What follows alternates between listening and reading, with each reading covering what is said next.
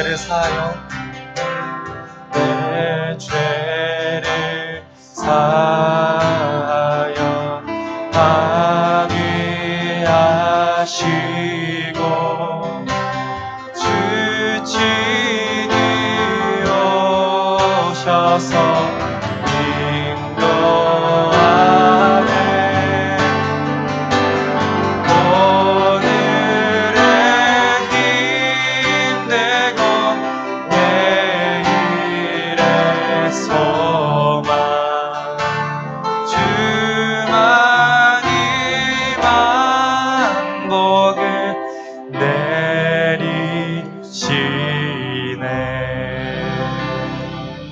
기도하겠습니다. 사랑의 하나님 감사합니다. 아버지 주의 보혈과 아버지의 사랑과 아버지 그 신실하신 은혜 시간 구합니다. 저희들 매 순간순간 아버지 그 은혜를 구하며 아버지 놀라운 그 보혈을 구하며 나아갈 수 있는 아버지의 거룩한 지체들 되게 하시고 그런 요셉 되게 도와주시옵소서. 아버지 계속해서 찬양하길 소망합니다. 주님의 그 신실하심을 찬양하겠습니다. 아버지 기뻐 받아주시옵시고 예배의 모든 시종 주께 맡겨드리며 예수님의 이름으로 기도드렸습니다. 아멘. 저희 다 같이 일어나서 신실하신 주님께 박수치며 찬양하겠습니다.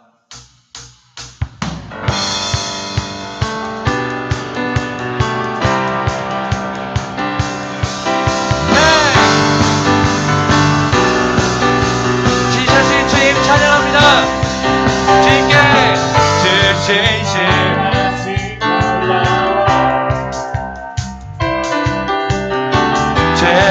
내 마음 흔드네 자비의 물가로 인도하시니 그 무엇도 끊지 못해 그 무엇도 끊지 못해 우리 한번 더 고백합시다. 주 신실하심 놀라워 주 신실하심 놀라워 죄인 내 마음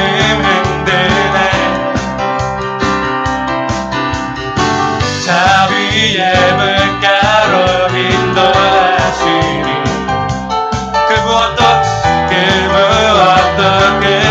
못해 주여 기억하소서 주여 기억하소서 주 백성 자녀들 진실한 주님의 약속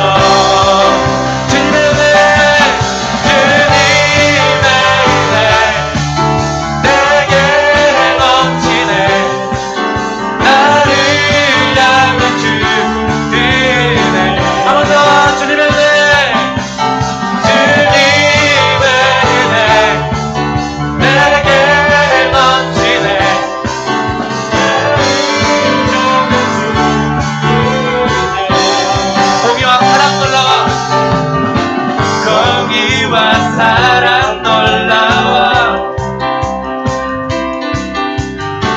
약한 자 들어쓰시네 구원의 노래로 인도하시니 마음에서 함께 찬양합시다. 주님 기억하소서 주여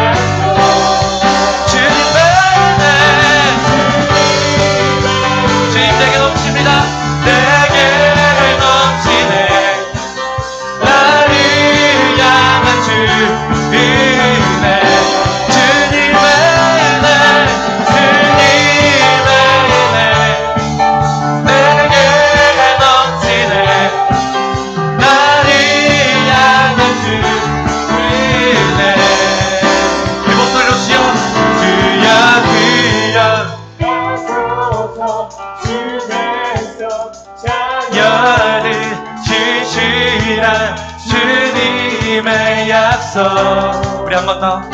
주여 주여 하소서. 주 백성 자녀들 진실한 주님의 약속.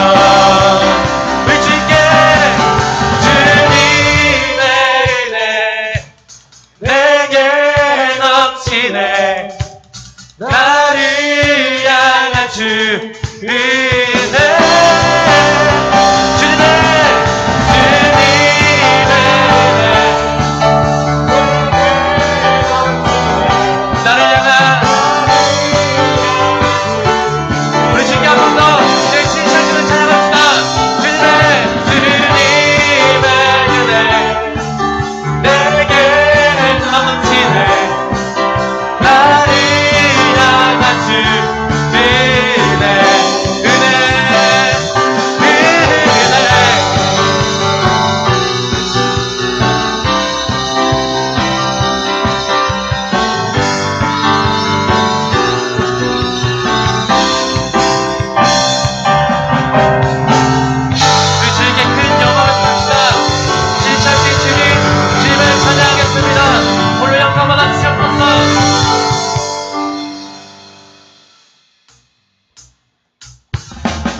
모든 삶의 행동 주 안에 주님만의 인내. 나의 숨쉬는 순간들도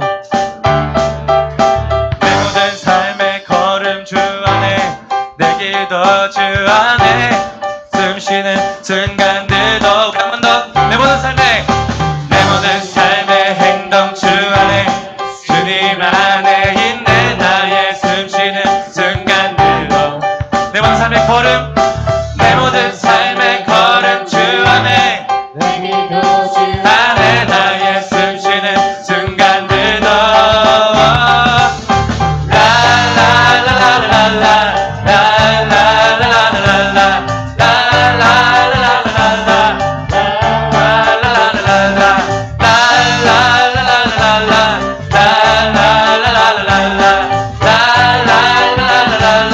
우리 처음부터 내 모든 삶의 행동 주 안에 주님만의 인내. 나의 숨쉬는 순간들도 내 모든 삶의 걸음 내 모든 삶의 걸음 주 안에 내 길도 주 안에 나의 숨쉬는 순간들도. Destiny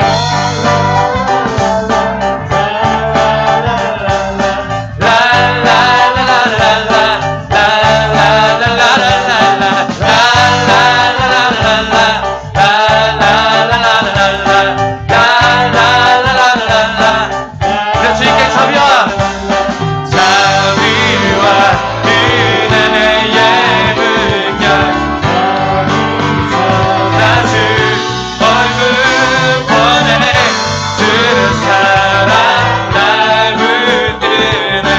오늘날은 주님의 사랑. 우리 주님께 처음부터 고백합시다. 내 모든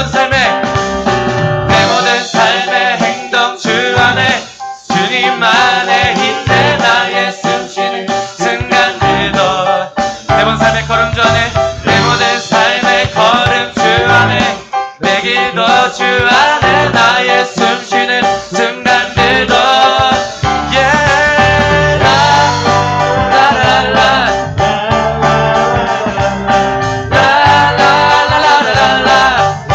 우리 기쁨을 펼쳐합시다.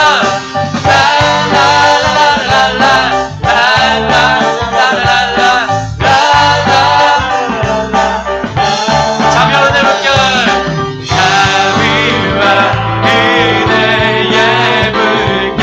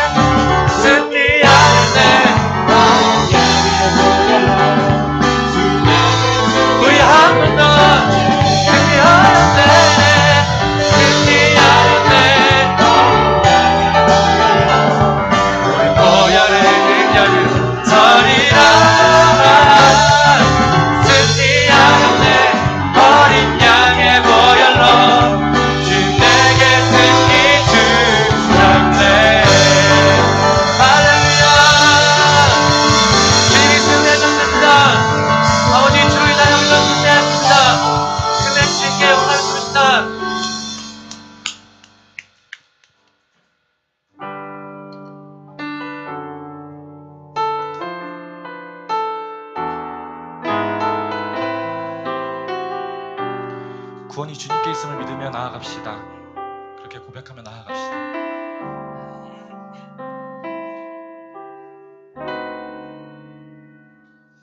우리 보좌 앞에 모였네. 함께 주를 찬양하며 하나님의 사랑 그 아들 주셨네. 그의 피로 우리 얻었네.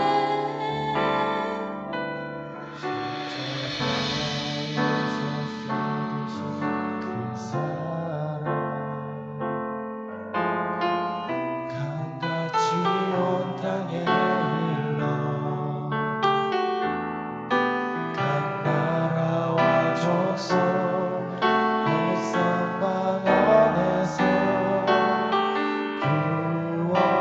구원받고 주 경배드리네.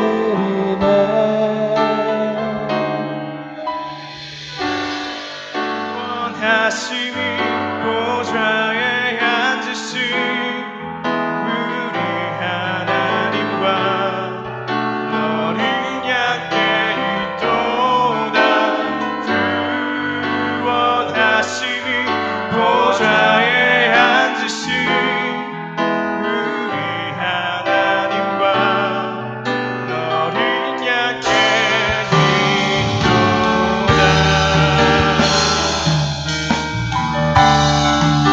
우리 믿음으로 처음은 고백하게 선언합니다. 우리 보좌 앞에 모였네.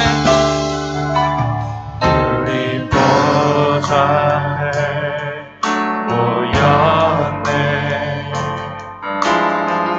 함께 주를 찬양하며 하나님의 사랑 그 아들 주셨네. 그의 피로 우린 구원받았네. 십자가에서 쏟으신 그 사랑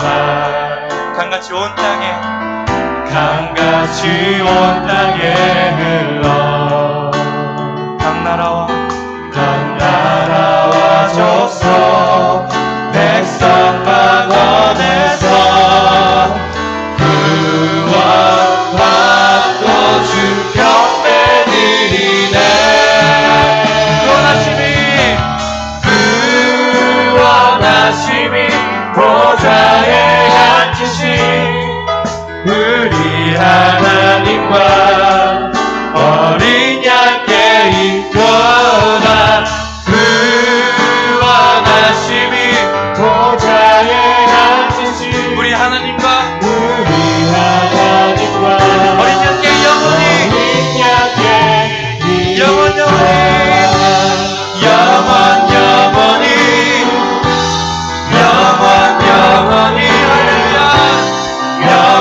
영원히 주님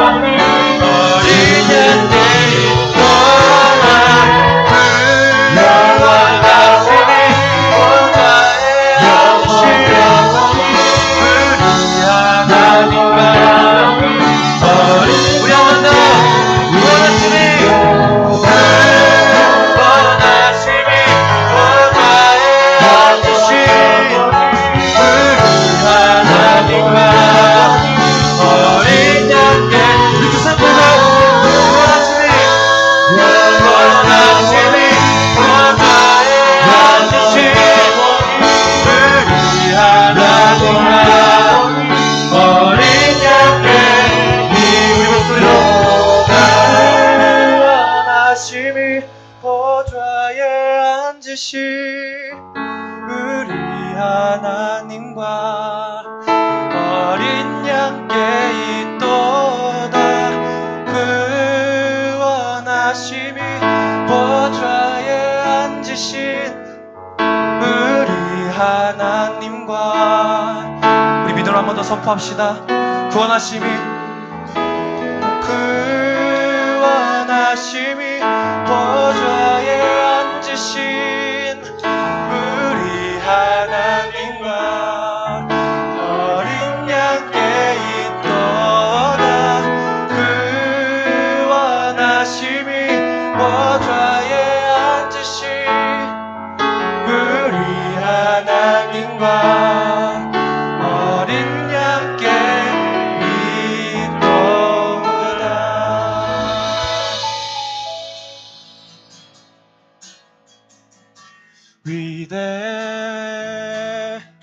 위대하신 주 찬양의 위대하신 주 모두 알게 되리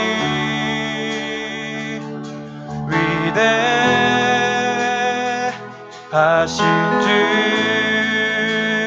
우리 위대하신 주님께 한 목소리로 찬양합시다. 위대하신 주 위대하신 주 찬양의 위대하신 주 모두 알게 되리 모두 알게 되리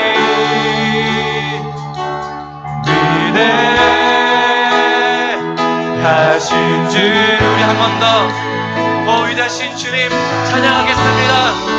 위대하신 주 위대하신 주 찬양의 위대하신 주 모두 알게 되리 여러분 믿으십니까?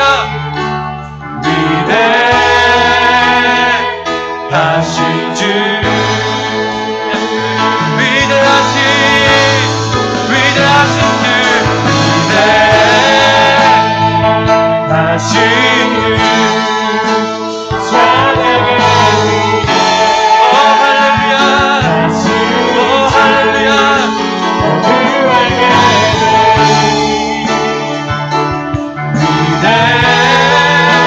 위대하신 주 우리 주님께 두 손 높이 들고 모든 일 위해 모든 일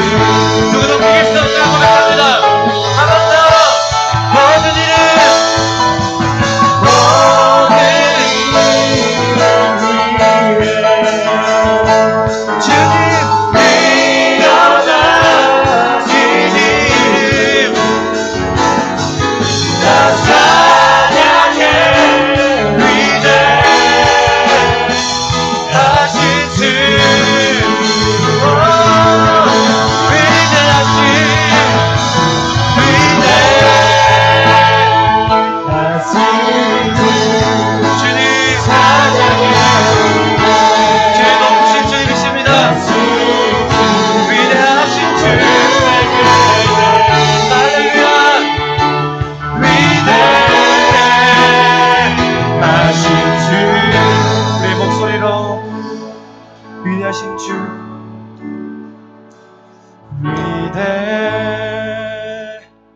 위대하신 주 찬양의 위대하신 주 모두 알게 되리 모두 알게 되리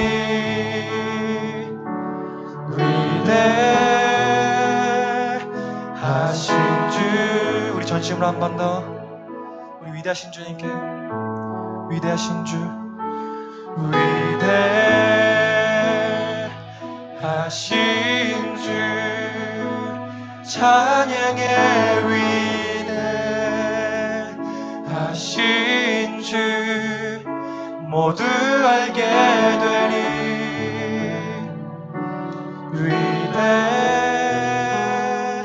위대하신 주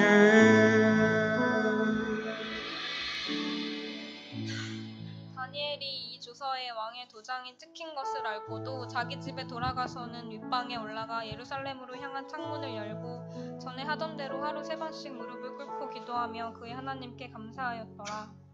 오늘 내시 예배를 위하여 기도하길 원합니다. 우리의 시간과 마음을 주님께 온전히 드리는 시간 되길 원합니다. 어떠한 상황과 환경에서도 흔들리지 않았던 다니엘처럼 우리의 모든 우선순위를 주께 내어드리길 원합니다. 다니엘처럼 뜻을 정하여 기도하는 자들 되길 원합니다. 예배 가운데 기름 부어주시고 찬양받기 합당하시고 높으신 하나님을 기뻐 찬양하는 시간 되길 원합니다. 하나님과 깊은 교제 갖는 시간 허락하여 주옵소서. 오늘 예배를 위해 함께 기도하시겠습니다. 사랑의 하나님 감사합니다. 저희에게 예배할 수 있는 시간과 장소를 허락하시네 감사합니다.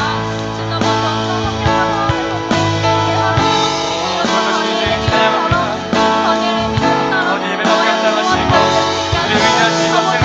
하루를 건강한 예배하게 소망합니다. 주께 집중하며 나의 전심을 다하여 주를 예배하게 소망하오니 아버지 주시며 우리의 찬양과 우리의 모든 예배를 받아 주시옵소서. 예배를 주인대 주옵소서. 예배 오늘 영광을 주옵소서. 오 주님 주님을 소망하오니 아버지 예배합니다. 오 감사합니다. 우리 다시 예배를 받아 주옵소서. 우리의 간절히 여기 누구니 아버지 주 영광을 주옵소서.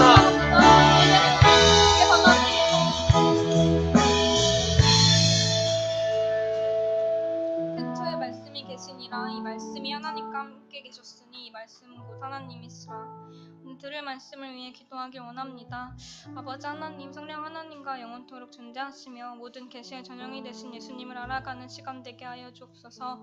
영원한 생명이신 예수님을 아는 시간 되길 원합니다. 말씀 전하시는 최종호 전도사님 성령 충만하게 하시고 은혜와 진리의 말씀을 선포하게 하여 주옵소서. 영적인 우둔함을 깨워주시고 굳어진 마음들을 보혈로 덮어주사 말씀을 깨달을 수 있는 지혜를 더하여 주옵소서. 오늘 들을 말씀을 위해 함께 기도하시겠습니다.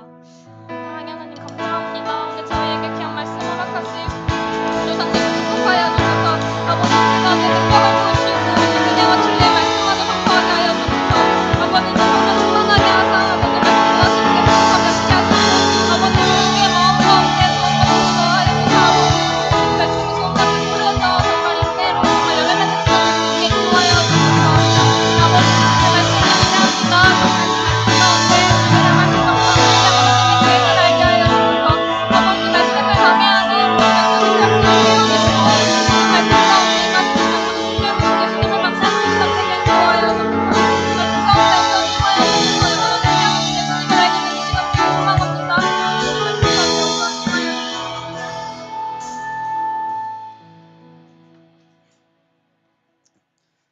하나님 아버지 감사합니다. 오늘도 주일이 되어서 이 시간에 세상 사람처럼 다른 곳에 있지 아니하고 이곳에 모여 다 같이 예배하게 하시면 감사합니다. 이 시간 회개하기를 원합니다. 매주 예배를 드리지만 진정으로 예배 드리지 못하고 우리 마음 다해서 예배하지 못한 것 회개합니다. 또 한 주간 살아가면서 일상이 예배의 자리가 되어야 하지만 세상의 물에 젖어들어 주님을 잊고 살아간 것도 회개하기 원합니다.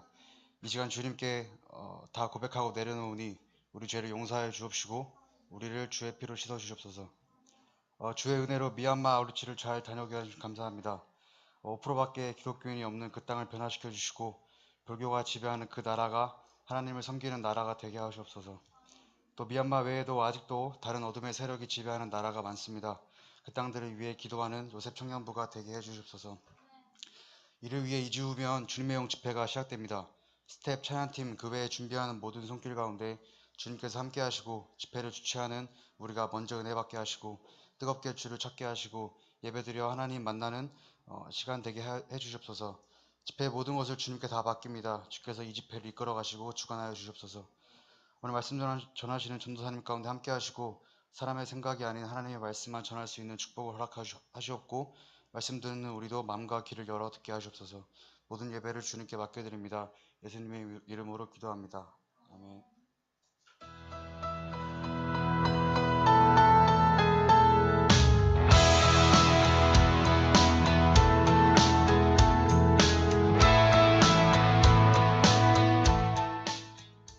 모든 기도와 간구를 하되 항상 성령 안에서 기도하고 이를 위하여 깨어 구하기를 항상 힘쓰며 모든 성도를 위하여 구하라. 아멘. 인생의 모든 문제는 하나님과의 관계에서 시작됩니다. 기도로서 하나님과의 관계가 축복이 되는 한 주 되시기 바랍니다.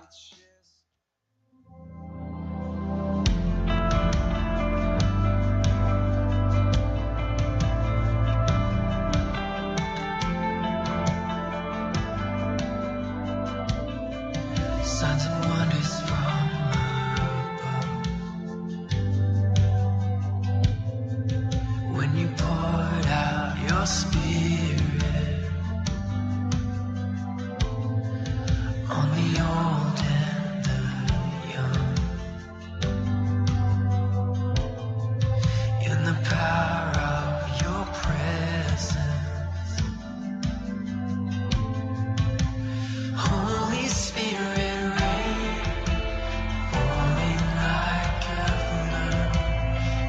Upon my praise as I sing of your love.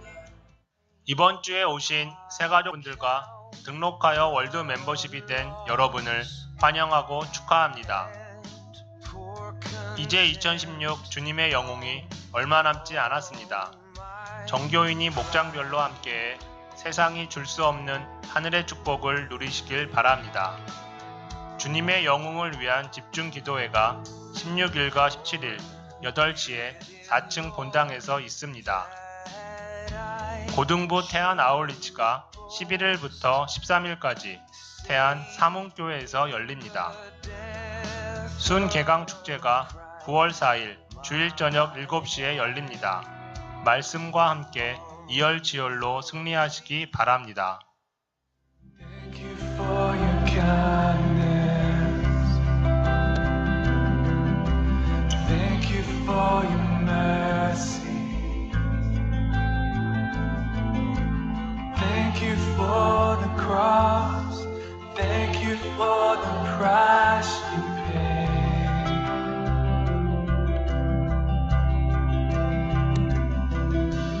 Thank you for salvation. And thank you for unending grace. Thank you for your hope. Thank you for this life. 오늘 저녁 예배에는 미얀마 아울리치 보고가 있습니다. 신규 홈페이지가 오픈되었습니다.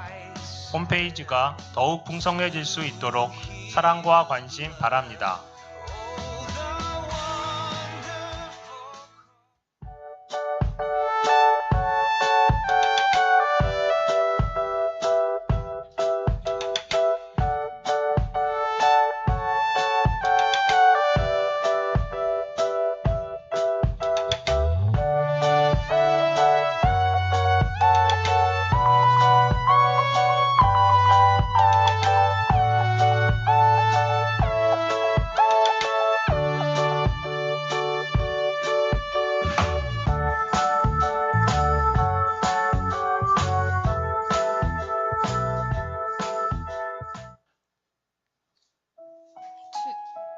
주일 4시 청년 예배에 오신 여러분을 환영하고 축복합니다.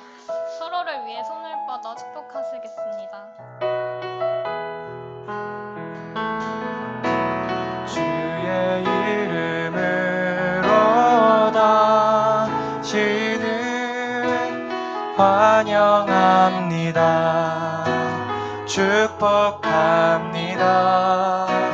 주 이름 안에서 평안을 누리길 소망합니다.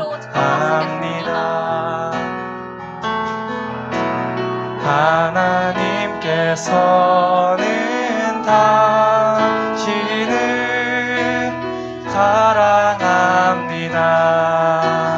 축복합니다. 그 사랑이 우리를 통해 흐르길 기도합니다.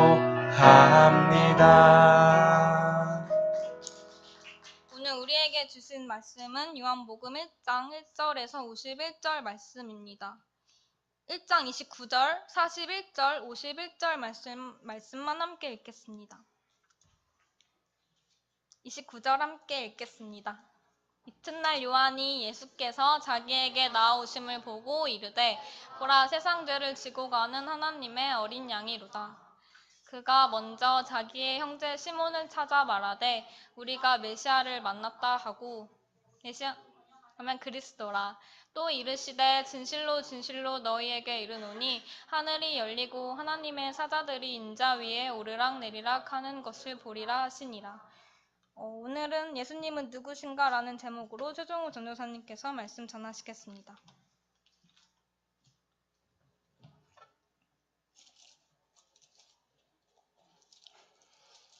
사부 예배 오신 성도님들을 주님의 이름으로 환영하고 축복합니다. 제가 감기에 걸려가지고요. 이렇게 발음이 정확지 않더라도 이해해 주시길 바랍니다. 여러분 기도해 주시고 또 격려해 주셔서 우리 미얀마 아울리치를 은혜 중에 잘 다녀왔고요. 요셉에서는 특별히 저를 포함해서 7명이 가서 여기서 좋은 복음의 통로가 되었습니다. 스키 드라마도 하고 또 여러 가지 네일 아트, 미용 봉사도 하고요. 그리고 저는 태권도도 했습니다. 그래서 우리 청년들이 했던 스키 드라마는 굉장한 은혜의 시간이었고 제가 했던 것은 코미디 태권도를 해서 참 부끄러운 시간이었습니다. 어떤 여러분의 그 기도를 통하여서 우리가 함께 미얀마가 하나님을 예배하는 좋은 통로가 되었던 것 같습니다. 한번 그림 보여줄까요? 사진 한번 보여주세요. 미얀마를 다녀와서 느꼈던 몇 가지만 함께 나누고 오늘 말씀을 한번 볼 텐데요. 여러분 미얀마 하면 어떤 게 가장 먼저 떠오릅니까? 저는 그전에는 잘 몰랐는데 이번에 아울리치를 다녀오면서 미얀마를 생각하면 한 사진이 떠오르는데 한번 보여주세요. 미얀마 사진 3장 PPT 제가 띄워놨었는데 떴어요? 네네. 화면이 안 보여가지고 네. 여러분 이게 뭐처럼 보입니까? 사원. 네. 이게 쇠다곤 파고다라는 이름이 있고 또 다른 이름은 황금사원이라는 이름의 우리가 갔던 곳이 미얀마 양곤인데요. 양곤의 그 한 중심에 있는 그 황금사원이라는 불교 사원입니다. 미얀마는 아까 앞에서 누가 말했죠?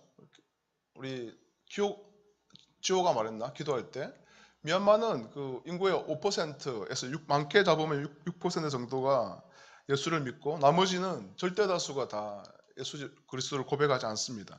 대부분이 다 이제 불교이죠. 미얀마에 가봤을 때 그런 느낌이 미얀마는 굉장히 큰 도시입니다. 미얀마의 그 양곤은 우리가 방문했던 양곤은 2006년까지 미얀마의 수도였던 굉장히 큰 도시죠. 그래서 지금도 경제의 중심지인데 그렇다면 웬만한 건물들은 좀 화려해야 되잖아요. 그래 번듯한 건물이 있을 것 같은데 그냥 봤을 때 느낌은 도시의 거의 모든 건물이 한 40-50년 돼 보이는 듯한 건물이었고 건물의 대부분에는 이끼가 끼어 있었고 곰팡이 냄새가 가득한 우리가 묵고 있던 호텔도 사실 굉장히 비싼 호텔이었거든요. 그런데도 거기 안에서 이 까만 석탄물 같은 물이 나오고 들어가면 쾌쾌한 냄새가 날 정도로 그 미얀마 양곤의 대부분의 도시들은 칙칙한 그런 분위기였어요. 지금이 우기이기 때문에 그렇기도 하겠지만 거의 모든 집과 외견상을 봐도 그렇고 저는 이제 한번 미얀마 가정을 들어가 볼 일이 있었습니다. 그 유치원에 가는 날에 옷 갈아입으려고 태권도 하려고 옷 갈아입는다고 미얀마 가정집에 한번 들어가 봤는데 가보니까 정말 이게 눅눅하고 쾌쾌한 냄새가 가득했어요. 그 집이 굉장히 못 사는 집이냐? 그렇지도 않은데도 불구하고. 그런데 우리가 보고 있는 이 사원은 황금 사원은 저게 여러분 높이가 100m 되는 그 탑이고요. 그리고 저것을 한 바퀴 돌았는데 20분이 걸릴 만큼 굉장히 거대한 그런 사원의 탑이었습니다. 저게 재질이 뭐냐면 황금이에요, 황금. 저기는 그 미얀마는 특히 양고는 가보면 번쩍번쩍하고 화려한 데는 다 절이에요.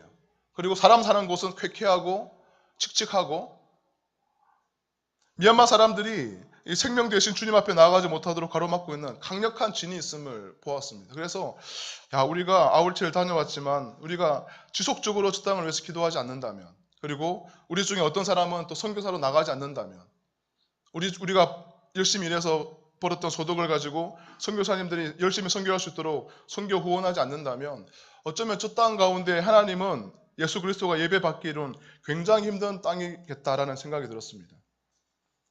미얀마뿐만 아닙니다. 5월달에 인도에 다녀왔지 않습니까? 인도에는 제가 체감하기로는 더 강력한 이 힌두의 사원들에서 나오는 그 어둠의 영들이 굉장히 그냥 속이 답답할 만큼, 호흡을 하기 곤란할 만큼 이 사람들을 누르고 있는 그런 영적인 기운들을 느꼈습니다.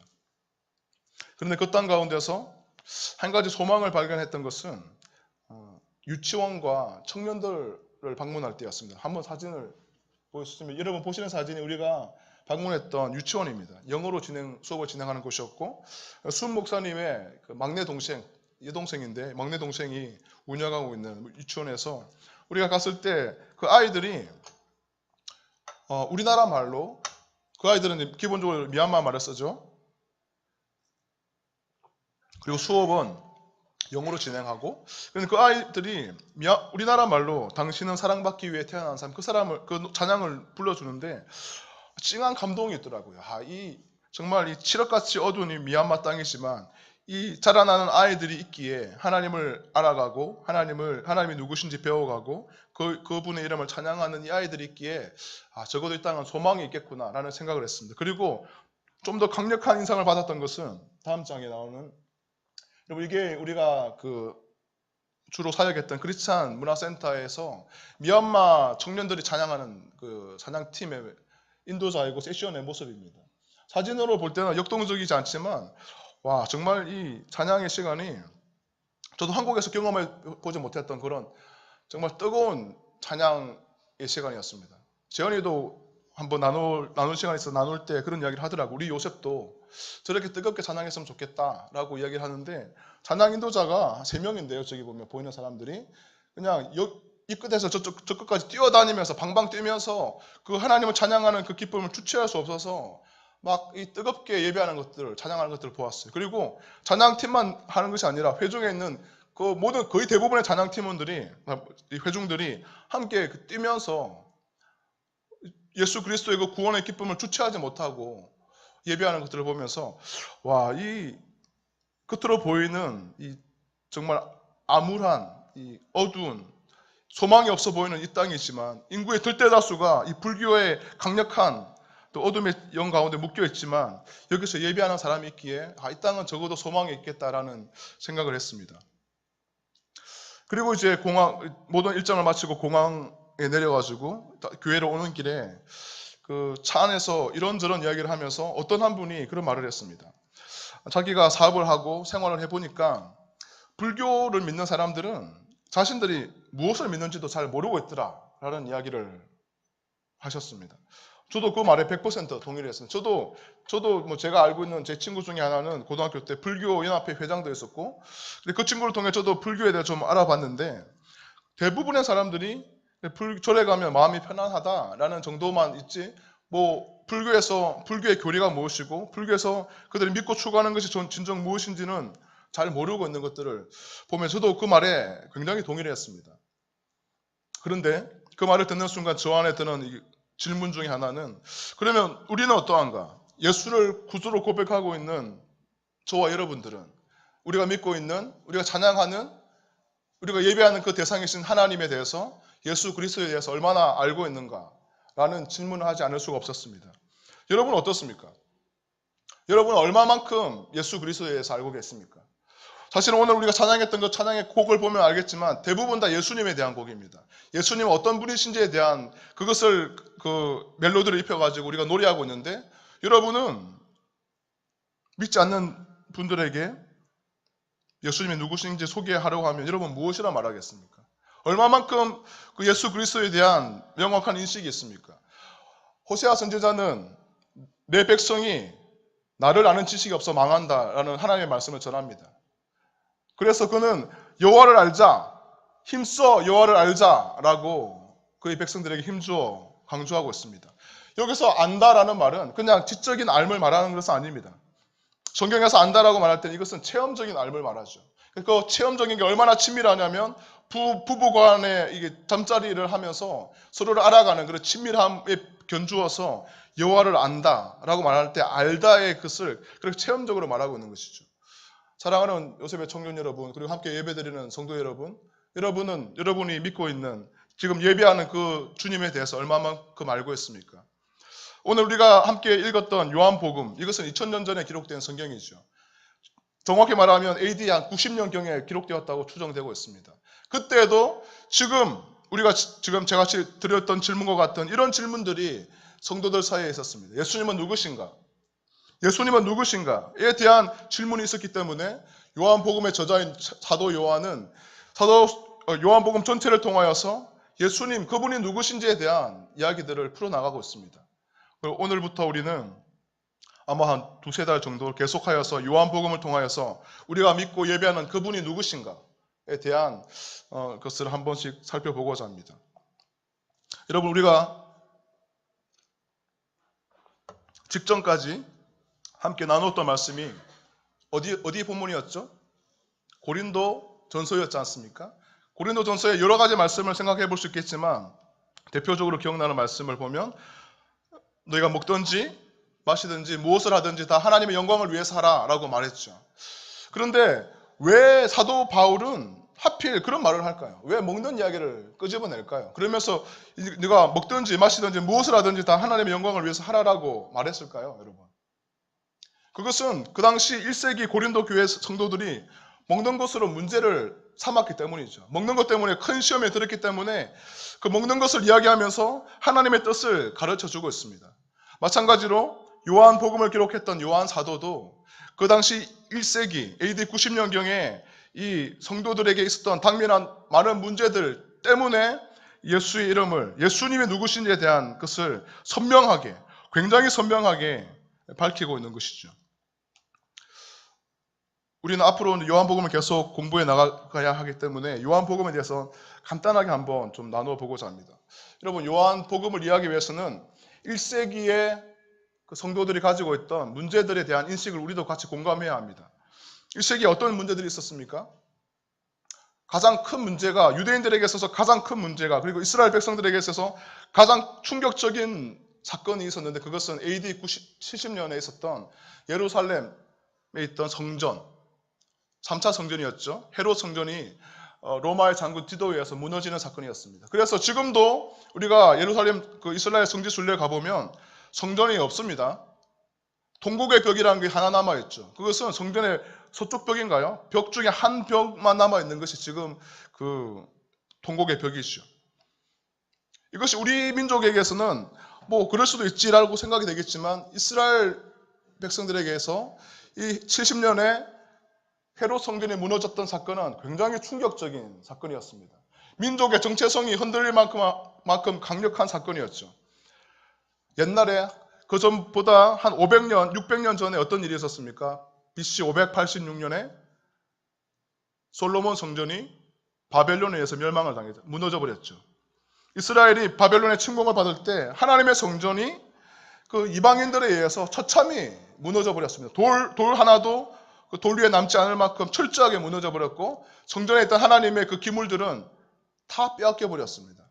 그때 이스라엘 민족들은 그냥 단지 나라를 빼앗겼다 또는 성전이 무너졌다 라는 차원의 문제가 아니라 자신의 민족적 정체성에 혼돈을 가져오고 과연 하나님은 살아계신가? 하나님 우리를 버리셨는가? 다윗을 통해서 약속하신 하나님은 우리를 영원히 보호하시고 우리의 영원한 우리의 하나님이 되시고 우리의 보호자가 되시고 다윗을 통하여 그 왕위가 영원할 것이다 약속했는데 과연 하나님은 살아계신가라는 충격을 받게 되었던 것이죠. 그와 마찬가지로 그로부터 한 600년이 지난 뒤에 AD 70년경에 디도 장군에 의해서 3차 성전이었던 헤롯 성전이 무너졌을 때 비슷한 그런 충격에 빠졌습니다. 이스라엘 백성들은 나라에 이런 서름도 있겠지만 어찌할 수 없는 이 종교적인 혼돈 가운데 두려워했습니다. 그때 요하난 벤 자카이라는 사람이 등장합니다. 그러면서 이 어지러웠고 혼돈 가운데 있던 이 유대교를 율법적인 유대교로 다시금 재탄생시킵니다. 그러면서 이 흩어져 있던 이스라엘 백성들의 마음을 다시금 이 율법 가운데로 응집을 시키면서 이스라엘 공동체를 세워나가게 됩니다.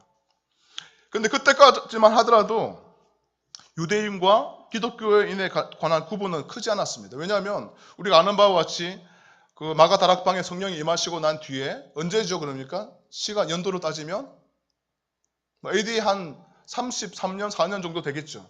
예수님이 죽으시고 나서 바로 그 해에 그 성령을 받았으니까요, 사람들이. 그러니까 AD 한 30년에서 40년 그 사이에서 교회가 태동하고 난 뒤에 약 AD 70년까지 한 35년 가량 동안은 기독교의 초창기였고 그 기독교인들이 많지 않았기 때문에 이 유대교와 기독교에 대한 구분이 많지 않았어요. 그래서 사도 바울이나 다른 제자들이 말씀을 가르치고 강론하고 예배를 드릴 때 어디서 했냐면 기독교의 회당이 아니라 유대교의 회당에서 가는 곳마다 거기서 말씀을 가르치시고 했었습니다. 그렇기 때문에 이 이스라엘 사회에서 유대교와 기독교에 큰 구분이 없었어요. 그런데 문제는 요하난 벤 자카이가 죽고 난 뒤에 그의 후계자가 등장하면서부터 문제가 제기됐던 것이죠. 그건 누구냐면 가말리엘 2세입니다. 정주야, 가말리엘에 대해서 들어봤죠? 가말리엘, 우리 정주가 이번에 미얀마 가서 큰 활약을 하였습니다. 오늘 우리가 그 스키 드라마 한번 해보고 싶었는데 우리 정주가 얼마나 그 자살의 영에 감동이 돼가지고 얼마나 리얼하게 연기를 하는지 한번 보여줘야 되는데 안타깝습니다. 가말리엘 들어봤죠? 사도 바울의 스승이 가말리엘이었잖아요. 그 가말리엘의 손자가 가말리엘 2세였습니다. 이 가말리엘 2세가 요하난 벤 자카이를 이어서 이 유대교의 수장으로 등장합니다. 그때가 약 AD 190년경이었어요. 그러니까 요한이 요한복음을 기록할 그쯤에 그 가말리엘 2세가 유대교 수장으로 등장하면서 큰 변화가 있었어요. 그것은 무엇이냐면 기독교를 인정하지 않는 것이었습니다. 유대교 안에 들어와 있던 그냥 이렇게 비슷한 모양으로 들어와 있던 그래서 뭐 크게 차이가 없는 것처럼 보였던 이 기독교를 이단으로 규정하기 시작했습니다. 그러면서 유대교인들은 그 예배 시간에 회당에 모여서 기도문을 암송을 합니다. 18기도문이라는 게 있습니다. 18개의 기도문을 암송하는데 그 중에 12번째 기도문이 이 이단에 대한 정죄한, 이단을 저주하는 기도문이었어요. 근데 그 이단이 무엇이냐면 바로 우리가 믿고 있는 기독교였습니다. 그러니까 더 이상 기독교인들이 회당에서 함께 있을 수가 없었던 것이죠. 더 이상 이 유대교와 기독교는 공존할 수 없는 길을 걷게 되게 됩니다. 그러면서 이 기독교인들이 로마 제국에서도 핍박을 받았고 로마 황제 네로로부터 해서 약 한 300년 동안에 큰 핍박을 받습니다. 10대 박해를 당하면서 죽음의 위협을 당하면서 박해를 받고 또 유대교로부터도 견제를 받고 박해를 받으면서 이 혼돈 가운데 있는 갈등 가운데 있는 이 기독교인들에게 하나님은 요한을 통해서 너희들이 믿고 있는 이 신앙이 얼마나 가치가 있는 것인지 영원한 그 나라에 가면 하나님이 이 모든 것을 갚아주시는 때가 있다는 것들을 이 부활의 소망을 말하면서 요한계시록을 기록하게 하죠. 그리고 오늘 이 요한복음을 통하여서 예수님이 너희들이 믿고 있는 예수가 누구인지에 대한 명확한 인식을 가질 수 있도록 예수님이 누구신지에 대해서 말씀하고 있는 것이 바로 요한복음입니다. 그래서 오늘 우리가 살아가고 있는 이 세상도 엄청 혼동스럽지 않습니까? 우리가 믿음으로 살기가 녹록하지 않는 이 세상. 한국에서도 그렇고 미얀마에서도 그렇고 인도에서도 그렇고 뭐 수많은 이슬람의 나라에서도 우리가 예수 그리스도를 믿는 믿음으로 살기가 결코 쉽지 않는 이때 우리가 예수님이 누구신가에 대한 명확한 인식이 없다면 우리는 어쩌면 이 질그릇 속에 가지고 있는 이 보화를 가치 없는 것처럼 치부해버리고 쉽게 유혹의 순간에 하나님을 떠나버릴지도 모르겠습니다. 그래서 우리는 함께 예수님이 누구신가에 대한 그 말씀을 함께 나누어 보고자 합니다. 여러분은 예수님을 누구라고 말합니까? 여러 가지로 말할 수 있겠죠. 이 고백이 여러분 아무것도 아닌 것 같지만 너무너무 중요합니다. 한번 제가 질문하겠습니다. 여러분이 마음속으로 한번 정리해 보시고 1분 뒤에 제가 한 명씩 나와서 발표를 시키면 싫어하겠죠? 한번 대답해 보십시오. 예수님은 여러분에게 누구이십니까? 이것은 어떤 질문보다 중요했던 것 같습니다. 예수님이 그렇게 질문하지 않습니까? 예수님이 제자들에게 사람들이 나를 누구로 하느냐라고 묻습니다. 그때 어떤 사람은 엘리야라고 합니다. 어떤 사람은 세례 요한이라고 합니다. 어떤 사람은 선지자 중에 하나라고 합니다. 라고 말할 때 예수님은 제자들에게 그러면 너는 나의 제자된 너는 나를 누구로 하느냐? 라고 묻습니다. 그때 베드로가 우리가 너무 잘 알고 있는 이 고백, 주는 그리스도시요 살아계신 하나님의 아들입니다. 이 두 가지 고백을 할 때 예수님은 바요나 시몬아 네가 복이 있도다. 내가 이 믿음의 고백 위에 나의 교회를 세우겠다. 음부의 권세가 너를 흔들지 못할 것이다. 라고 축복하시면서 이 베드로를 세우지 않습니까? 우리가 어떠한 믿음의 고백을 하느냐에 따라서 우리는 하나님 앞에서 어떤 존재로 살아가는가를 결정할 수 있습니다. 여러분은 예수님을 누구라고 고백하고 있습니까? 어떻게 예수님을 알고 있습니까? 여기서 안다는 것은 지적인 알을 넘어가는 것이라고 했습니다. 경험적인 암. 부부가 부부 관계를 통해 서로를 알아가는 것과 같은 친밀함. 그 알므로 여러분이 고백하고 있는 예수는 누구이십니까? 영민아, 한번 시키려고 한 건 아니고요. 오늘 이 말씀은 요한복음 1장에서는 크게 세 가지로 여러 가지 말씀을 하고 있지만 크게 세 가지로 여러분과 함께 나누고 싶습니다. 먼저는 1장 29절 말씀입니다. 1장 29절 말씀은 세례 요한이 요한복음의 저자가 아니고요. 요한복음의 저자는 사도 요한입니다. 사도 요한 말고 29장은 세례 요한이 예수님을 누구라고 고백하고 있는지에 대한 말씀입니다. 다시 한번 읽어보겠습니다. 시작. 이튿날 요한이 예수께서 자기에게 나오심을 보고 이르되 보라 세상 죄를 지고 가는 하나님의 어린 양이로다. 그렇습니다. 예수님은 세상 죄를 지고 가는 하나님의 어린 양이십니다. 우리 옆에 사람에게 한번 자기도 마음에 정리하고 가슴에 새기는 마음으로 한번 말을 해줍시다. 예수님은 세상 죄를 지고 가는 하나님의 어린 양입니다. 입을 다물고 있는 분도 있고 웃고 있는 분이 있는데 한 번만 더 하겠습니다. 여러분이 가슴속에 새기라고 하는 겁니다. 예수님은 세상 죄를 지고 가는 하나님의 어린 양입니다. 이게 무슨 말일까요, 근데? 예수님은 어린 양이라고 말합니다. 어린 양인데 어떤 어린 양이냐면 하나님의 어린 양이고 또 하나님의 어린 양인데 어떤 어린 양이냐면 세상 죄를 지고 가는 하나님의 어린 양이라고 이야기합니다. 수식어를 다 빼면 하나님은 어린 양입니다. 양입니다. 예수님은. 양이 뭘까? 예수님은 양입니까? 그러면? 그것은 아니죠. 비유의 말씀이죠. 그래서 여러분, 우리가 지금 토요일마다 우리 리더십들이 성경 공부를 열심히 하고 있는데 여러분 성경을 많이 알아야 됩니다. 내 백성이 지식이 없으므로 망한다고 합니다. 하나님을 아는 지식은 알고 모르고에 따라서 조금 더 편하게 살고 조금 더 이게 하나님을 사랑할 수 있고라의 문제가 아니라 사느냐 죽느냐의 문제입니다. 나를 아는 지식이 없으면 망합니다. 그래서 호세아도 앞서 말씀드렸던 바와 같이 여호와를 알자, 힘써 여호와를 알자라고 말하는 것이죠. 여러분 힘써 여호와를 아시기 바랍니다. 오늘 나눌 말씀을 알기 위해서는 구약의 말씀을 좀 알아야 됩니다. 그래야지 신약에서 무엇을 말하는지, 지금 예수님과 제자와 세례 요한이 무엇을 말하는지 알 수 있는 것이죠. 그렇지 않다면 성경을 보더라도 무슨 말인지 알지 못한다면 참으로 우리가 불쌍하지 않겠습니까? 예수님은 세상 죄를 지고 가는 하나님의 어린 양입니다. 양은 여러분 유목민이었던 이스라엘 민족들에게서는 큰 재산 중에 하나였죠.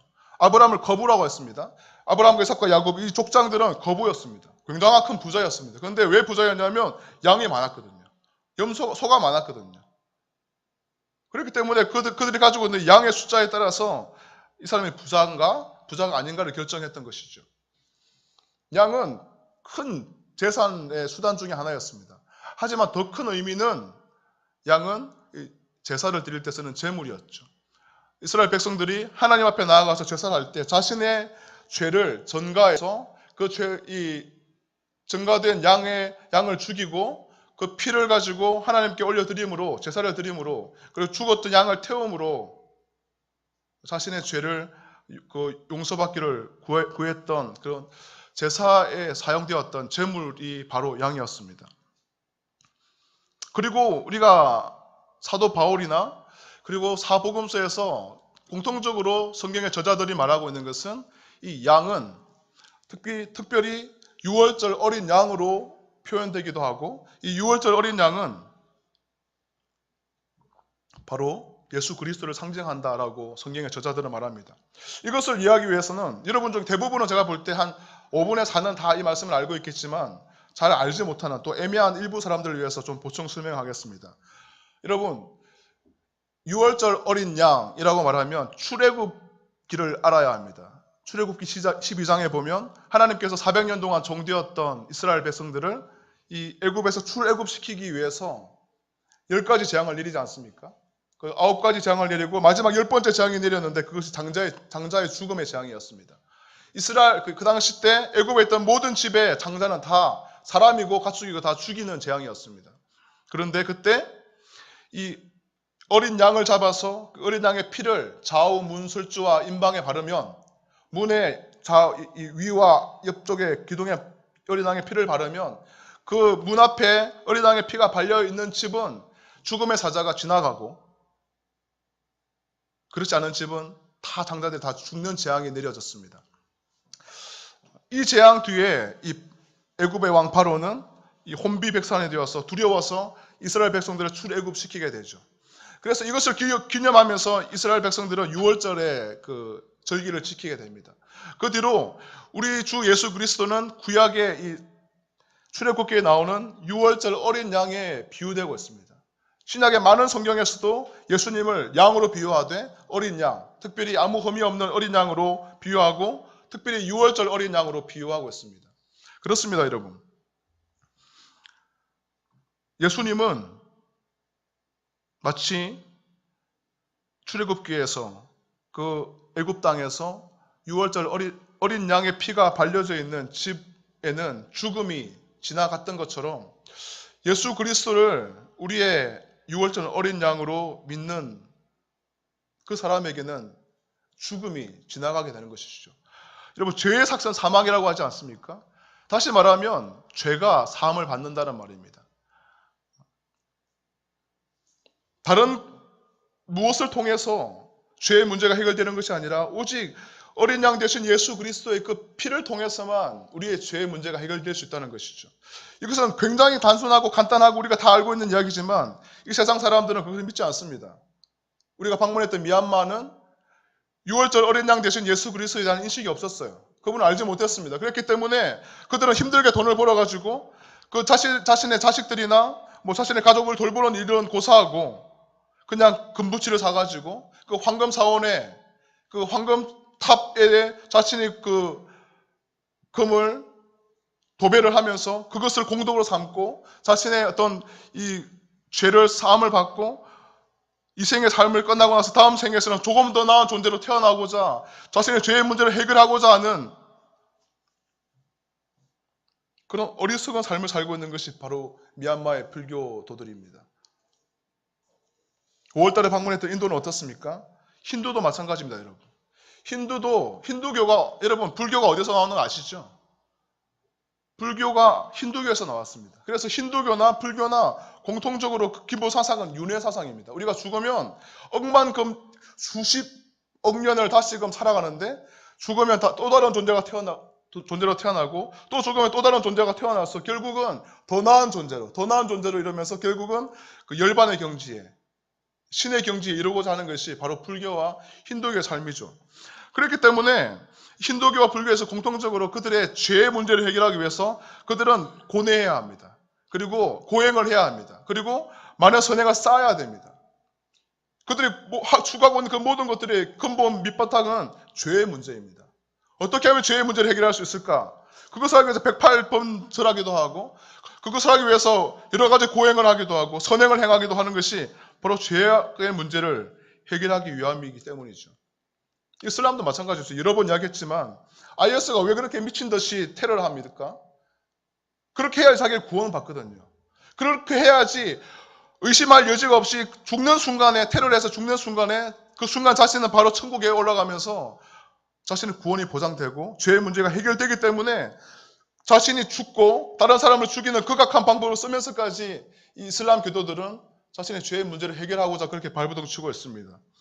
그런데 성경은 불교와 이슬람과 또 힌두교에서 말하는 것과 같이 어떤 무엇인가를 통해서 자신의 공덕과 노력과 이 희생적 헌신적 삶을 통해서 죄의 문제가 해결되는 것이 아니라 바로 우리 구주 예수 그리스도 세상 죄를 지고 가는 하나님의 어린 양을 통하여서만 우리가 구원받는다는 것을 우리의 죄가 해결된다는 것을 말하고 있습니다.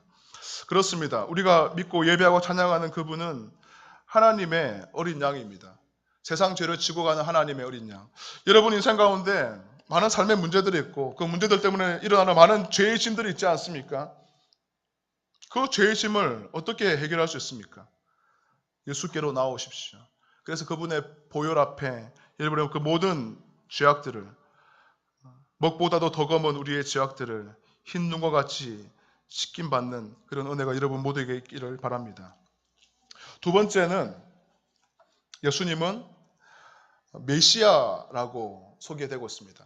옆에 분에게 한번 같이 말하겠습니다. 예수님은 당신의 메시아이십니다. 41절 말씀을 한번 더 읽어보겠습니다. 시작. 그가 먼저 자기의 형제 시몬을 찾아 말하되 우리가 메시아를 만났다고. 메시아는 번역하면 그리스도라. 여러분, 예수님의 제자들은 어떻게 처음에 시작됐겠습니까? 어떻게 예수님 앞에 나왔겠어요? 처음 제자들을 보면 요한의 제자들이 예수님을 따라갔습니다. 요한의 제자 중에 두 사람이 있었습니다. 그들이 요한과 함께 있을 때 예수님이 오는 것들을 그들이 보았습니다. 그때 요한이 말하기로 보라 하나님의 어린 양이다 라고 말을 했습니다. 그러자 요한의 두 제자가 예수님을 따라가기 시작합니다. 그 중에 한 명이 누구냐면 안드레입니다. 안드레가 누구의 형제이죠? 안드레가 누구의 형제입니까? 베드로의 형제입니다. 안드레가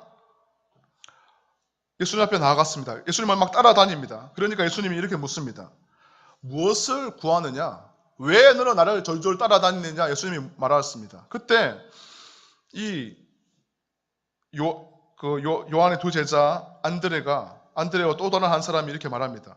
랍비요. 랍비는 선생님이죠. 랍비요. 어디 계시오니까? 당신은 도대체 어디에서 삽니까? 어디에서 무엇을 하면 삽니까? 라고 묻습니다.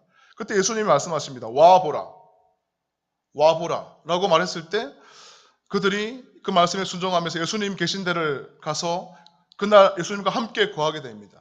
그들은 예수님과 함께 거하면서 예수님의 제자가 되었어요. 이 말은 여러분 무엇을 말하겠습니까? 예수님의 제자가 된다는 것은 그냥 믿습니다 라고 하는 것이 아니라 예수님처럼 사는 것입니다.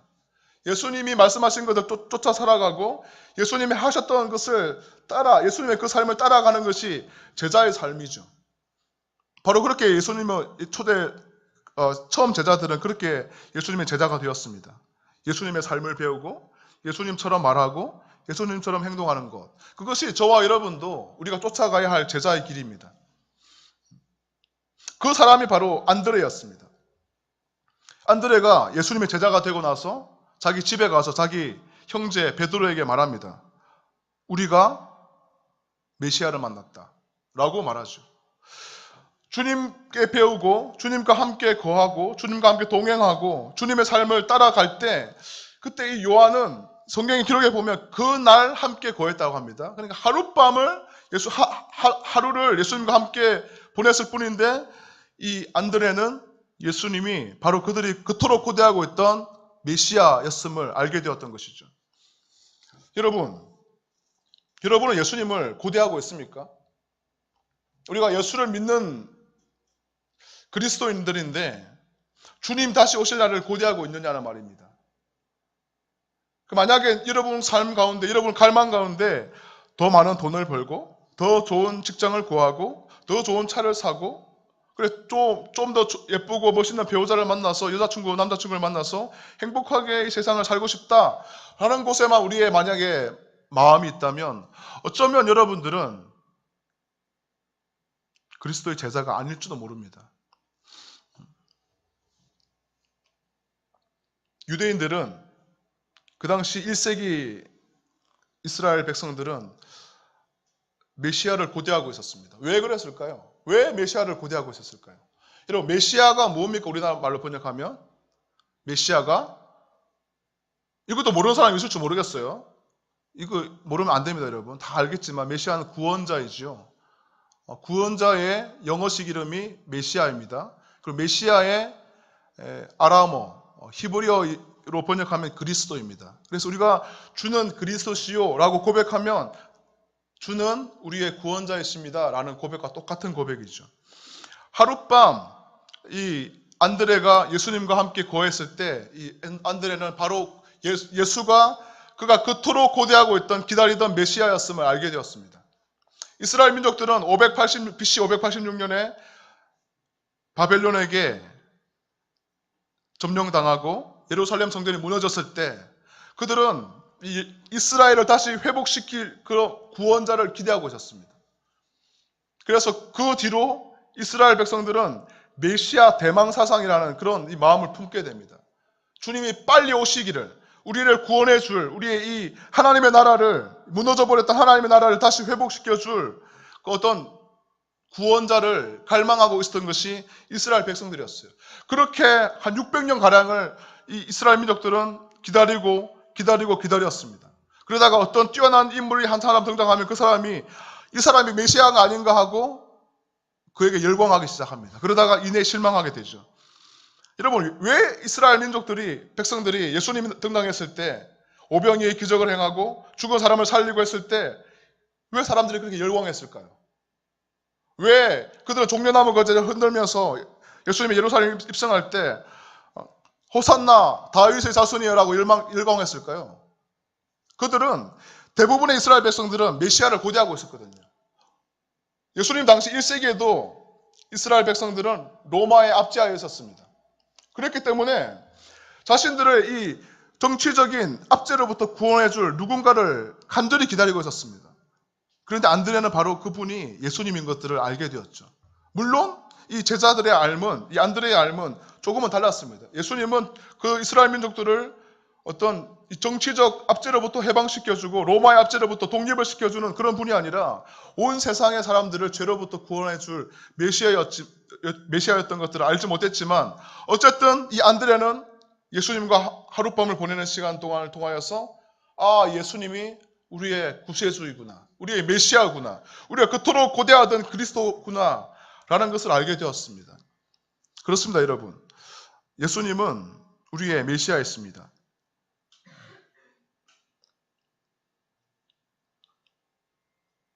다른 어떤 것으로도 저와 여러분들의 이 죄악의 문제를, 멸망받을 수밖에 없었던 우리 인생의 문제를 해결해주고 우리를 구원해 줄 수 있는 다른 어떤 이름 없습니다. 그래서 예수님은 말씀하십니다. 내가 곧 길이요 진리요 생명이니 나로 말미암지 않고는 아버지께로 올 자가 아무도 없다. 다른 이름으로서는 구원을 얻을 수 없나니 천하 만민에게 구원을 얻을 만한 다른 이름을 하나님이 주신 일이 없기 때문이다 라고 말하면서 오직 유일한 구원의 이름, 우리의 구원자 되시는 메시아 예수 그리스도를 성경은 끊임없이 말하고 있습니다. 여러분, 다른 곳에 기웃 거리지 마십시오. 우리 인생의 영혼의 구원의 문제, 직장의 문제, 가족의 문제, 건강의 문제, 그 모든 문제의 유일한 궁극적인 해결자는 예수님이시다라는 그 분명한 인식을 가지고 그렇게 연애도 하고, 그렇게 직장도 구하고, 그렇게 결혼도 하십시오. 다른 이름은 없습니다. 예수의 이름 밖에는 없습니다.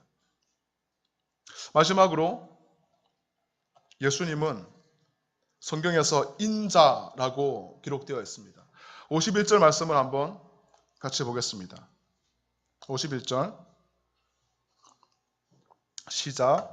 또 이르시되 진실로 진실로 너에게 이르노니 하늘이 열리고 하나님의 사자들이 인자 위에 오르락 내리락 하는 것을 보리라 하시니라. 여러분, 예수님은 자신을 인자라고 소개합니다. 영어로 말하면 저는 그냥 Son of Man인 줄 알았더니 어제 우리 지현이가 리더십 하면서 영어로 The Son of Man 이렇게 하면서 좀 다른 특별한 의미를 이야기했지만 그냥 번역하면 사람의 아들이지 않습니까? 예수님이 어떤 분인가라는 그 말을 하는데 예수님 자신이 소개한 것은 나는 인자다라고 말합니다. 이게 무슨 뜻일까요? 사람의 아들이다. 무슨 특별한 의미가 있습니까? 이 말씀을 알기 위해서는 여러분 구약의 말씀을 알아야 합니다.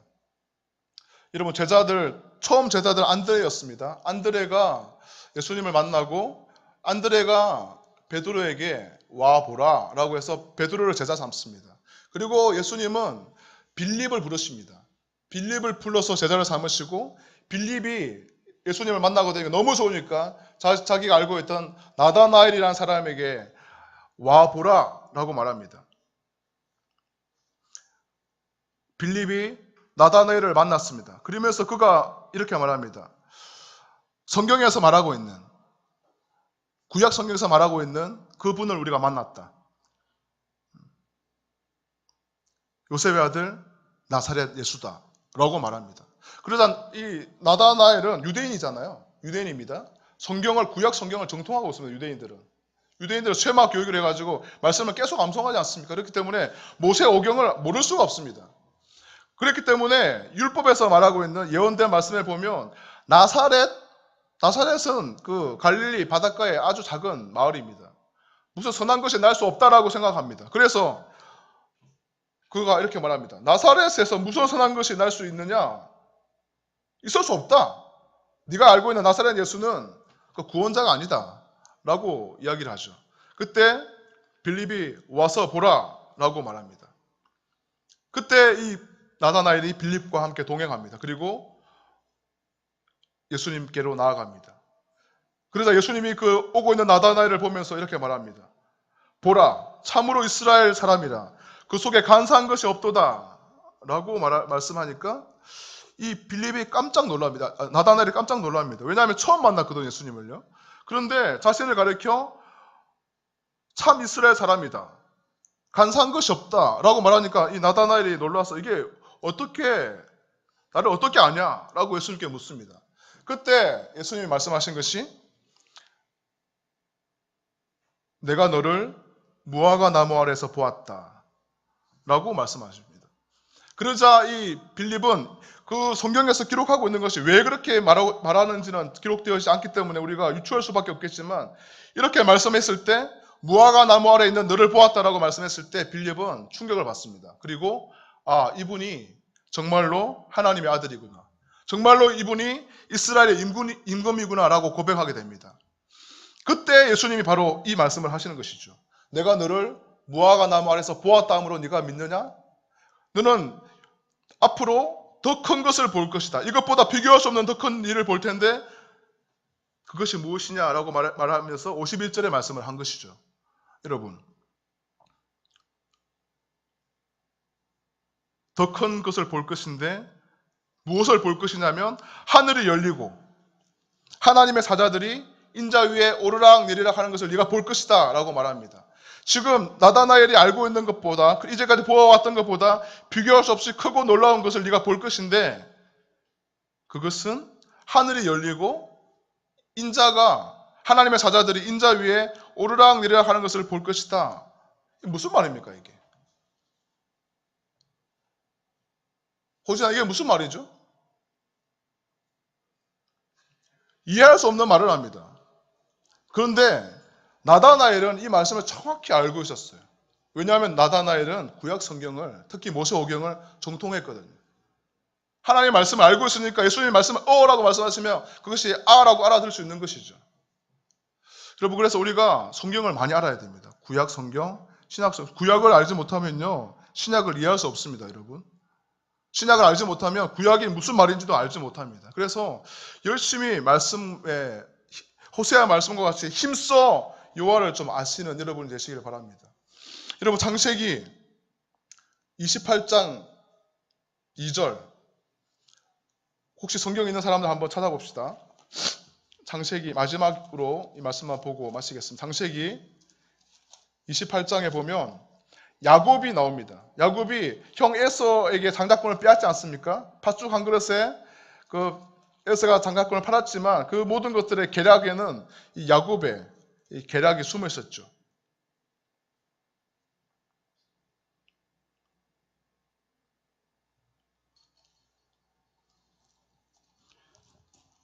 장자권을 빼앗은 건 좋았지만 이제 형이 자기를 죽일까 두려워서 이 야곱은 외삼촌 라반의 집으로 도망을 가게 됩니다. 그 가는 길에 베델이라는 곳에 이르게 되었고 밤이 되어서 돌베개를 베고 잠을 잡니다. 그때 한 꿈을 꾸게 됩니다. 그때 말씀이 창세기 28장 12절입니다.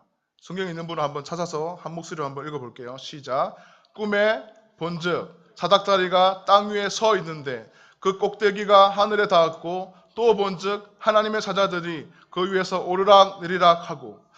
여러분, 이 꿈을 꾸게 됩니다.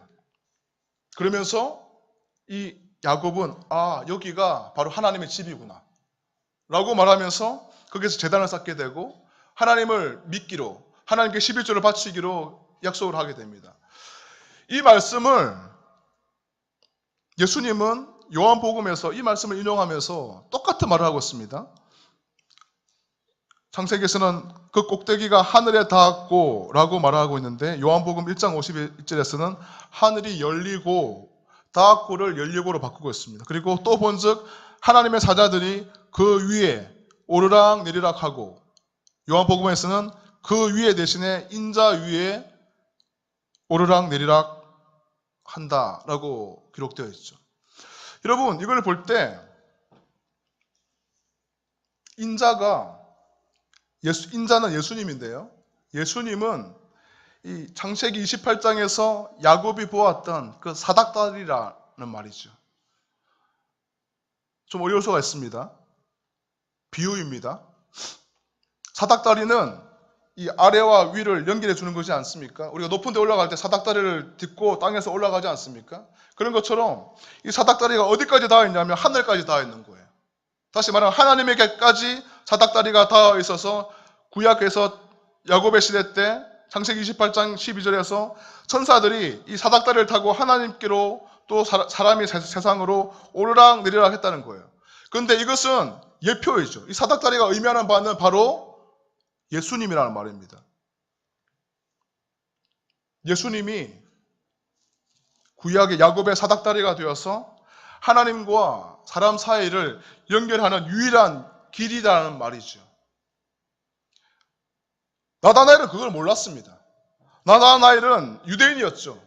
그래서 그는 하나님께 나아가기 위해서 무엇을 했다고 했습니까? AD 90년경에 예루살렘 성전이 무너지고 나서 흩어져 있던 이 유대인들을 결집시키기 위해서 율법 중심의 유대교를 다시 만들면서 유대인들을 똘똘 뭉쳤습니다. 그래서 더 열심히, 더 헌신적으로 율법의 말씀을 지키려 했습니다.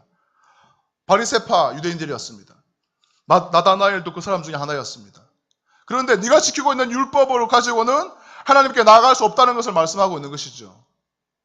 우리의 어떤 인간적인 열심으로도, 종교적인 행위로도, 선행으로도, 학문으로도, 돈으로도, 우리의 그 어떤 것으로도 하나님 앞에 나아갈 수 없는데 하나의 사닥다리가 있는데 그것이 야곱의 사닥다리이고 그분은 바로 예수 그리스도다라는 것을 예수님 자신이 나다나엘에게 말하고 있습니다.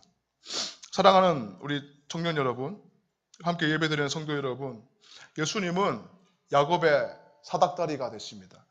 예수님은 인자인데 그 인자 대신 예수님은 야곱의 사닥다리에 있습니다. 그래서 예수의 이름 외에는 다른 어떤 것으로도 하나님 앞에 나아갈 수가 없습니다. 우리가 알고 있는, 제가 지금 함께 말했던 이 짧은 단순한 이 복음의 진리를 모르는 사람들이 너무너무 많죠. 우리가 밟았던 미얀마 땅, 또 우리가 품고 있는 북한, 또 인도, 또 지금 IS 테러로 전 세계를 공포 가운데 몰고 있는 이슬람.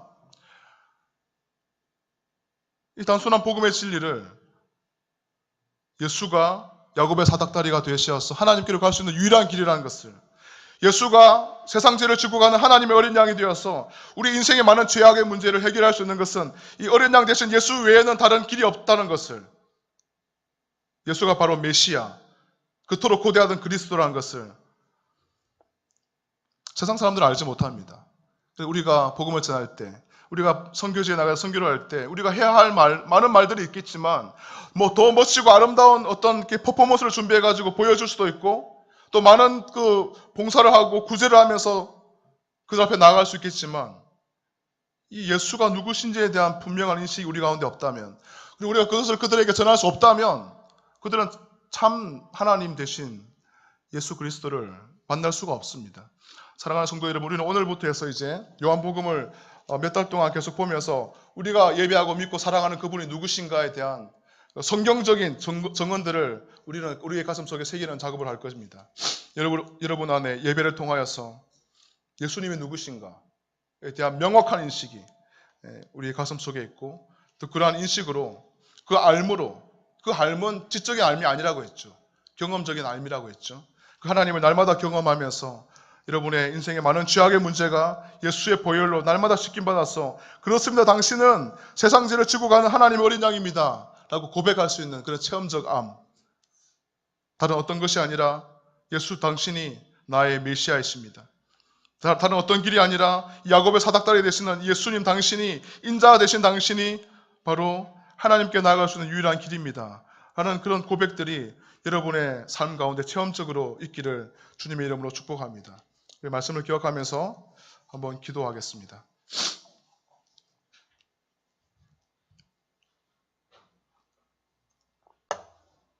예수님은 베드로에게 너희는 나를 누구로 아느냐?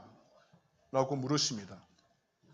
이 물음은, 예수님을 인식하는 이 인식은 너무나 중요하기 때문에 주님이 물으셨죠. 베드로가 주는 그리스도시요 살아계신 하나님의 아들입니다 라고 고백했을 때 하나님은, 예수님은 열광하시면서 기뻐하시면서 이 베드로에게 내 그 믿음의 고백 위에 나의 교회를 세우겠다라고 말씀하셨습니다. 여러분, 우리 또한 2016년을 이 대한민국에서 믿음으로 살아가고 있는 우리 또한 우리가 어떻게 주님을 인식하고 있는가, 우리가 어떻게 우리 주님을 경험적으로 알고 있는가, 이것은 우리가 어떻게 이 세대를 믿음으로 살아낼 수 있는가와 직결됩니다. 하나님 아버지, 이 요한복음의 말씀을 통하여서 우리가 예수님을 알아가는 동안에 이 지적인 알므로 끝나는 것이 아니라 예수 그리스도 그 이름의 영광이 날마다 우리의 삶 가운데 경험될 수 있도록 하나님 은혜를 내려주십시오. 특별히 하나님, 오늘 요한복음 말씀을 통하여서 예수님은 세상 죄를 지고 가는 하나님의 어린 양이라고 했는데, 나의 죄의 문제를 해결하는 나의 구속자가 예수를 만날 수 있는 은혜를 주시고, 예수는 메시아라고 했는데 예수는 나의 구원자로서 내가 당신을 직면할 수 있는 은혜도 주시고, 당신은 인자로서 야곱의 사닥다리라고 했는데 하나님 앞에 나아가는 유일한 길 되신 예수님을 내가 날마다 동행하며 주님과 함께 거할 수 있는 그런 은혜가 하나님 그런 은혜를 나에게 허락하여 주십시오. 우리 주의 이름을 한번 부르고 말씀을 기억하며 기도하겠습니다. 주여, 하나님 아버지, 감사와 찬양을 드립니다. 그렇습니다. 요한복음의 말씀을 통하여서 하나님 AD 90년경에 하나님 예수 그리스도가 누구신지에 대한 문제가 인식이 필요했던 성도들을 향하여서 사도 요한을 통하여 하나님 말씀하여 주신 당신에 대한 인식, 예수 그리스도 당신은 세상 죄를 지고 간 하나님의 어린 양이시며 예수님 당신은 우리의 메시아이시며 우리의 구원자이시며 예수님의 인자가 되시어서 하나님 당신 앞에 나아가는 야곱의 사닥다리의 주심을 기억하며 하나님 분명한 뜻을 주시기에 우리가 오늘을 살아갈 수 있도록 인도하여 주옵소서. 그러한 당신을 아는 지식들이 우리의 배신적인 아이로 끝나지 않게 해주소서. 하나님 성도들의 삶을 통하여 경험될 수 있는 예수의 이름, 우리 가슴 속에 주시며 오늘 믿음으로 살고 믿음으로 승리할 수 있도록 모든 것을 전해드릴 수 있도록 주님 인도하여 주시옵소서. 주님을 찬양합니다. 오 하나님 감사합니다. 우리의 모든 고백을 주여 받아 주옵소서. 하나님을 사랑하며 그 예수 그리스도의 그 심장이 우리 가슴 속에서 뛰게 하여 주옵소서. 감사드렸고 살아계신 우리 주 예수 그리스도의 이름으로 기도드렸습니다. 아멘. 우리 잠시 묵상으로 하나님 앞에 기도하며 나갑니다. 예수님의 그 흘리신 피와 그 살을 우리 묵상하며 나갑시다.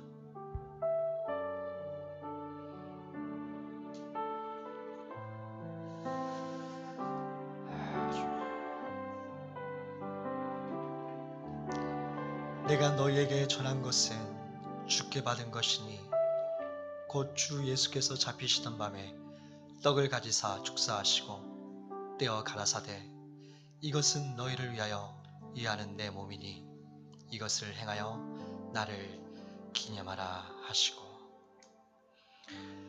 하나님, 우리 주님께서 잡히시던 날 밤에 떡을 가지고 축사하시고 떼어 주셨습니다.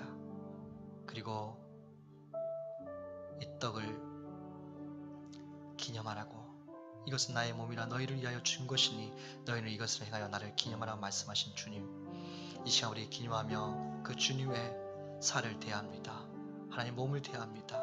주님 마음 심령 가운데 그 주님의 크신 은혜와 사랑을 깊이 경험할 수 있는, 체험할 수 있는 그런 시간 되게 하여 주옵소서. 예수님의 이름으로 기도드렸습니다. 아멘. 자, 분명하시겠습니다.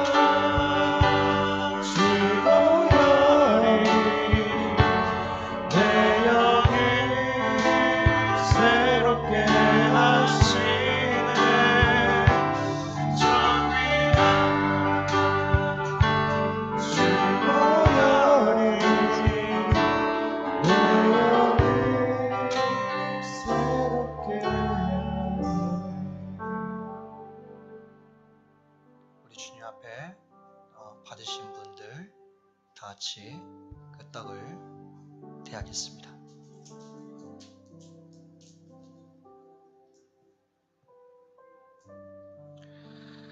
다시 한번 묵상으로 기도합니다.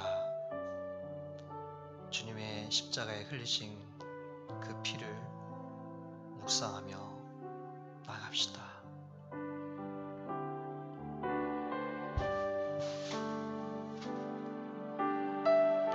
식후에 또한 이와 같이 잔을 가지시고 가라사대 이 잔은 내 피로 세운 새 언약이니 이것을 행하여 마실 때마다 나를 기념하라 하셨으니 너희가 이 떡을 먹으며 이 잔을 마실 때마다 주의 죽으심을 오실 때까지 전하는 것이니라.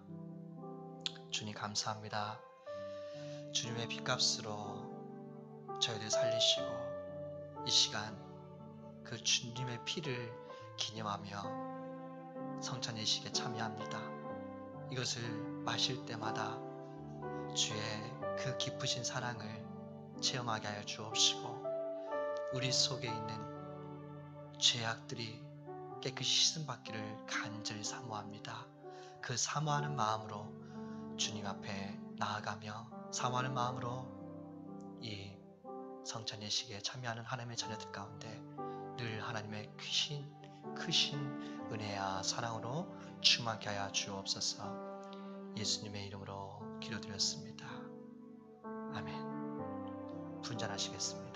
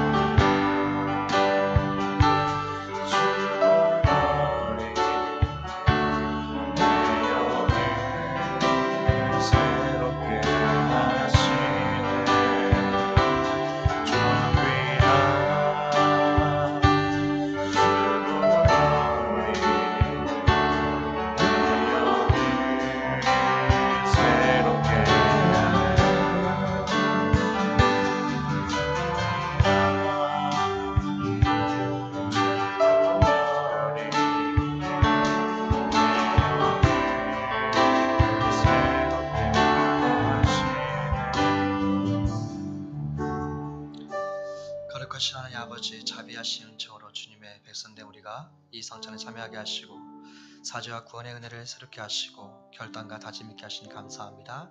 이 시간 이 잔을 마실 때에 주의 보혈로 나를 씻어주시고 정결한 심령 가운데 주의 피를 대하게 하소서. 예수님의 이름으로 기도드렸습니다. 아멘.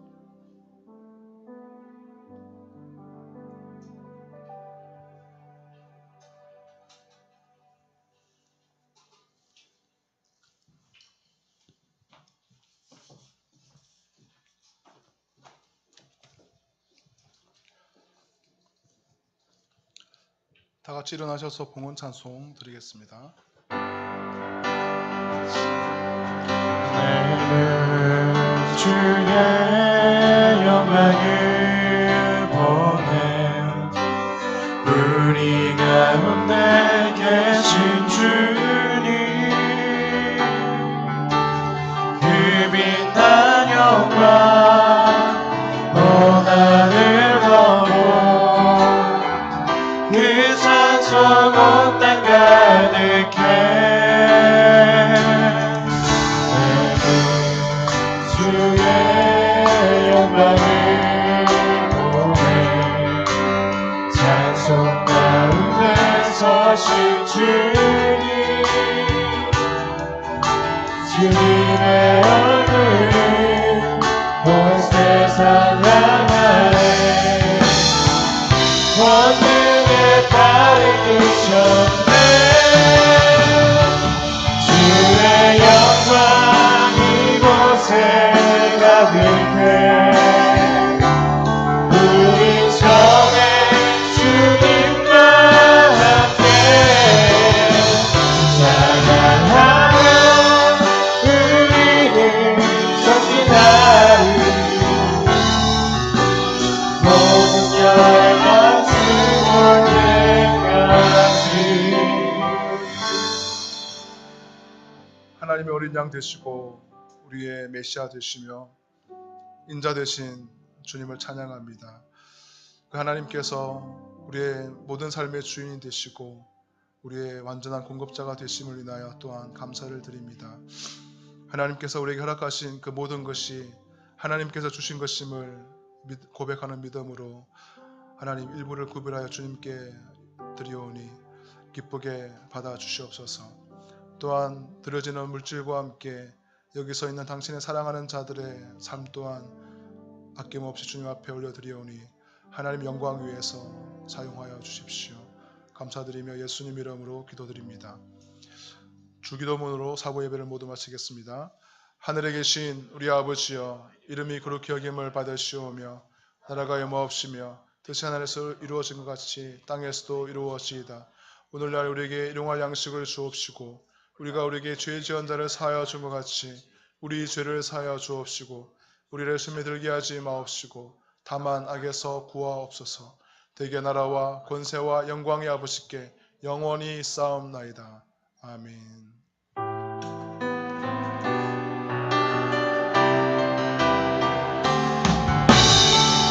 지금 여기 계시며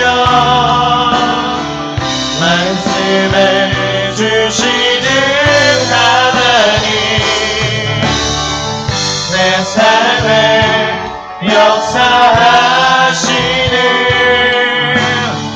신실한 나의 하나님을 찬양해 신실한 나의 하나님을 찬양해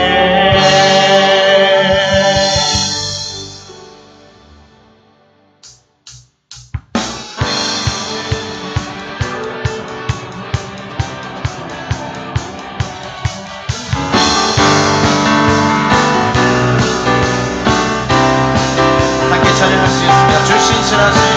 주 신실하신 놀라워 죄인의 마음을 드네